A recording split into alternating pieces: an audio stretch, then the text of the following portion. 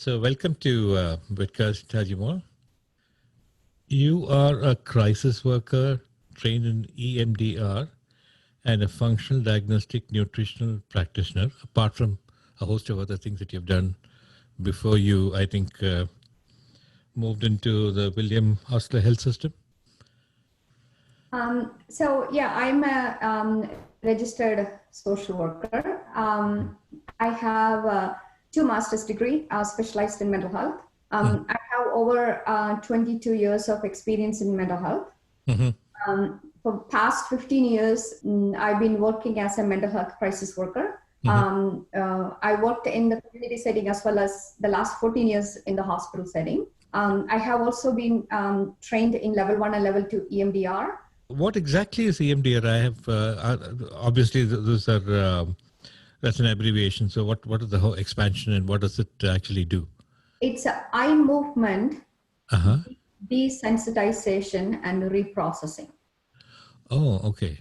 So it uses the eye movement to process the trauma. So when someone undergoes trauma, all the memories, the emotions, memories, and experience get stuck in our memory network. So the eye movement helps the trauma to process from the brain. Oh, okay. So by process, do you mean it removes that imprint of the fear and the trauma? Is that what you see? That's correct. Now, I was kind of very interested to know more about this functional nutrition. Wait, let me get it right. So let's just say that, a holistic intervention or functional diagnostic nutrition practitioner. It's part of, the functional medicine is getting a lot of attraction from everybody these days. Functional medicine is the part of medicine that really deals with the underlying root causes of any chronic health conditions. So what I have been certified is functional and diagnostic nutrition practitioner. So you don't need to be a doctor. You can be anybody who is interested in health and want to know more about health. You can get the training and, be a holistic functional practitioner. And it is the course that I have done is by the director is Reed Davis. And you can go to ftnconnect.com to get more information. So we have a medical director program, and through the medical director program, we can do order the functional labs. So the functional lab testings are the labs that gives you detailed information about your metabolic condition of your body. So it gives you detail about detoxification, digestion, your microbial imbalance, your hormones, your nutrition, your neurochemical, everything.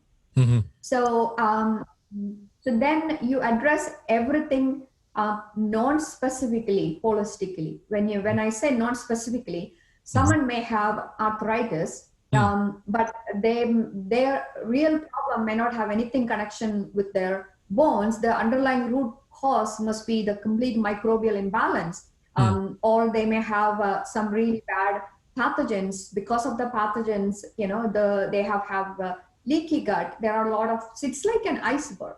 So what you're seeing, the symptoms, for any chronic, I'm talking about any chronic health conditions. Right. For example, fibromyalgia, autoimmune disorder, diabetes, hypothyroid, thyroid disorders, cholesterol, you name it, migraine, anything chronic, depression, anxiety, anything chronic happening. So the symptoms that we are seeing is like an iceberg that you're seeing on top of the water. But that's not the iceberg is. The main part is under the water. So we functional, so we functional practitioners, we dig up the root causes, and there are many root causes to one condition. It's just not one root cause. So you do the functional labs and you correlate with the symptoms, and then you give each client a protocol. So there are 5 pillars to the protocol. A unique diet program. It's not just one diet for everybody. Depending on the condition, a unique diet and unique sleep program and unique exercise program and unique stress management program and unique supplements based on their conditions. Wow. So you're addressing everything together. And even if you're not addressing anything, one thing specifically, then your body is regaining the balance. You're Right. creating all the conditions that your body and mind can perform the best. Right.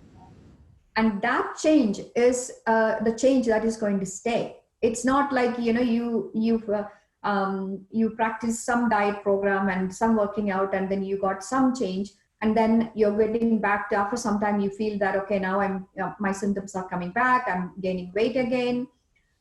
That is because we haven't addressed the root cause. Right. So the traditional medicine is basically symptom management.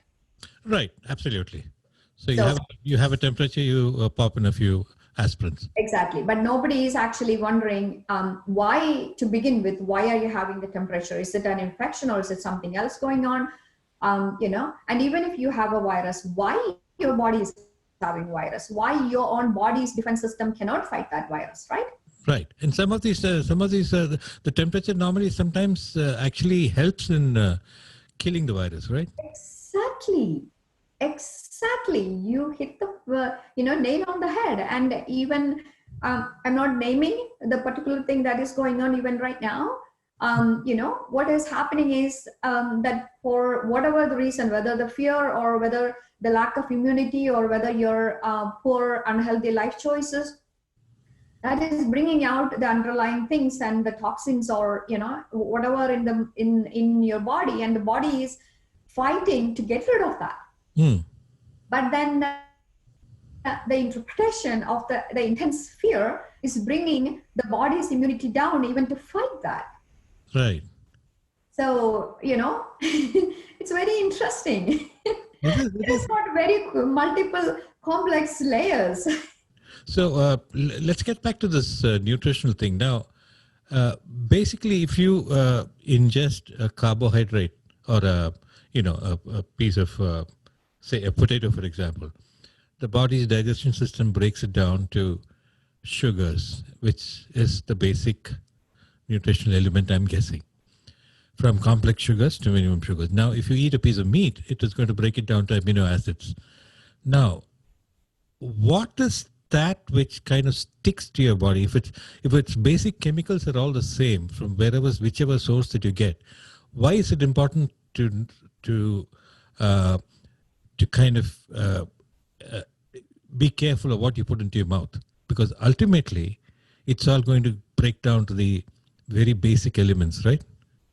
It all comes to, I think, in a general way, we can say that what is inflammatory to your body and what is not. We need to have a balance of all nutrition, right? So we are made up of protein, amino acids. So protein is our main source of, the intake that we need. We need carbohydrate from vegetables. Root vegetables and other vegetables, and we need the other nutrition from fruits. So you need to have a balance. And sugar, especially the processed sugar is 9 times addictive even than cocaine. I'm talking about the processed sugar. People don't know that. I say this to my clients, future clients, that if you think that you cannot have cocaine, do you really think you can have sugar? So now you are reacting to the brain that is really addicted to this processed sugar. So you think that some people say, oh, I eat it because I like it. But then your likeness is caused by some chemical reaction in your brain. So do you want to make a choice, or do you want to just respond the addicted brain and the body because you just gave some chemicals?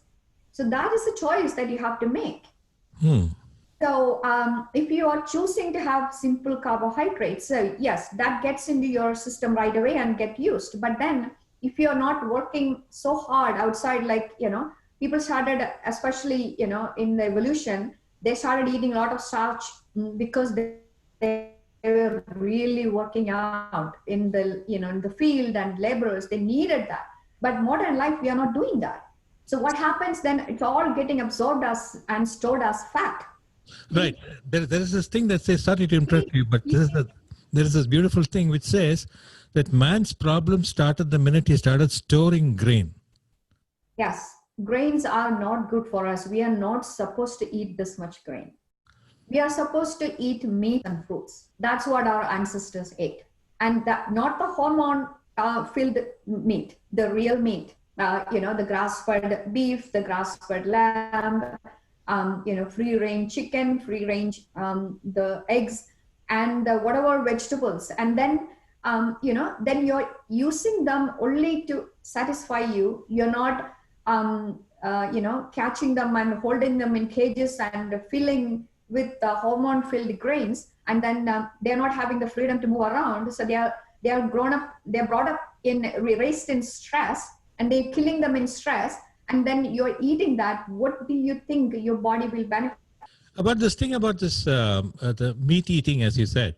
Now, I mean, there is a theory that the human body was never designed to digest meat. The evidence they point out is that we have no incisors in our mouth, we have more of grinders.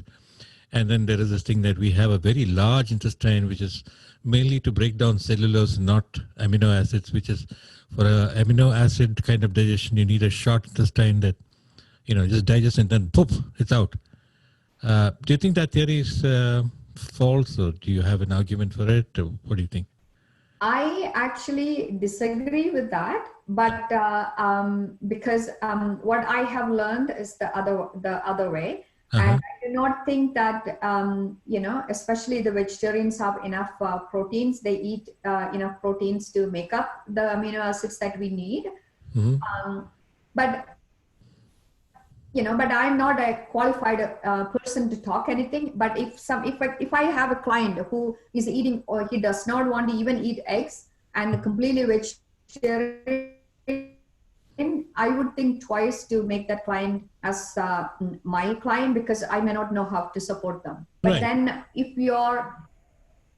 somebody is eating a lot of carbohydrate, and healthy fats doesn't make you fat. The carbohydrates and the sugar makes you fat. I agree 100%. It's a direct experience that I've had. So yeah, so once we know that it is not even, if you're craving for some food, I stopped having all the cravings now. I don't anymore. I used to eat everything before. You can put anything in front of me, cakes or pastry or anything. I don't, even 0.001%, no. I feel like, I know that I feel like, oh my God, I respect my body. I'm not putting that thing in my body. But so once you know that you're craving, the science behind the craving is not you. It is just because of the chemical reactions that happen in your body and the mind, brain, because of all these chemicals and the added preservatives and added food additives and everything in the body, in the food. Then you don't need to feel so bad. And then you have a choice whether you want to, if you created it, you know that you can unlearn it. You can take the control of what you eat, when to eat, and the nutritious food and what you are thinking, and then you can have the life that you want. Then your body and mind, spirit is in the balance, and then you're creating the best that your body's food and the healthy thoughts. That's all. And even when I'm saying that, I'm not saying that I'm 100% thinking everything healthy, all the time. Yes, I don't eat any crappy food. That I can say 100%. But I have developed that over the years. I didn't just develop that yesterday, or from the time I was, because of my own evolution, I stand where I am right now. I would mostly recommend to any patient to have a little bit of fasting period as well during the, we are not supposed to eat all the time. We need to give, enough time, the fasting. Even in Ayurveda, how fasting is powerful, right? Yes, and this intermittent fasting is really catching on. Everyone seems to be talking about that. Yeah, it is an easy way of, reducing inflammation and reducing belly fat and in overall fat, because you're giving that much, 16 hours or 18 hours of not eating, and the body will repair. A lot of things, powerful things can happen during intermittent fasting. Okay. But then if you really don't change your diet, if you're eating too many carbohydrate and you're trying to fast, then your glucose, you may have up and down of glucose levels, because then your body will need so it has to be in a gradual process. You got to eat more protein and healthy fats so that your body has the power to have that for a longer time. But I would still say that if you still, you may feel a little bit relief by just doing that. But if you have some really bad critters in the sense parasites and bacteria and the fungal overgrowth, candida overgrowth, mold overgrowth, right, which shouldn't be there in your digestive system, and if you're still not getting rid of them, then you are again, after some time, you're back, to where you started, in where you were. Yeah. And toxins is, environmental toxins is a huge thing. So a lot of our bodies are filled with toxins. So Right. your liver cannot really do what it's supposed to do because toxin overload. Right. So, you have to do detoxification, and and even the thoughts are also really toxic. Like sometimes some thoughts that, we tend to, feed to our mind.